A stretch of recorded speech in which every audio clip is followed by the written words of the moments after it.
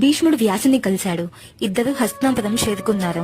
సత్యవతి వ్యాసునితో, హస్తినాపురానికి ఉన్న ఏకైక యువరాజు విచిత్రవీర్యుడు చనిపోయాడు.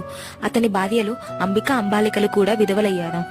ఇంతవరకు సంతాన ప్రాప్తి జరగలేదు. భీష్ముడేమో ఆజన్మాంతం బ్రహ్మచర్యం పాటిస్తానని ప్రతిజ్ఞ చేశాడు. కాబట్టి నీ అంశతో నా కోడళ్లకు సంతాన ప్రాప్తిని కలిగించు అని కోరింది. దానికి వ్యాసుడు, అమ్మా, నేనిచ్చిన మంత్రాలతో నేను చెప్పిన విధంగా దీక్ష కొనసాగిస్తే 9 నెలలకి నీ కోడళ్లు 12 బిడ్డలకు జన్మనిస్తారు అని అన్నాడు. అది విన్న సత్యవతి, నాయనా, ఇప్పుడు అంత సమయం లేదయ్యా. రోజు రోజుకు శత్రువులు పెరిగిపోతున్నారు. సింహాసనంపై అందరికీ ఆశ పుడుతుంది. ఈ సమయంలో 9 మాసాలు ఎదురు చూడడం రాజ్యానికి అసలు మంచిది కాదు. అప్పుడు వ్యాసుడు, తల్లి, నీవు చెప్పినట్లే చేస్తాను. నీ కోడల్ని ఈ మంత్రజలాలతో స్నానం ఆచరించి నా ఎదురుగా వచ్చి మంత్రించిన ఆ స్థలంలో కూర్చోమని చెప్పు.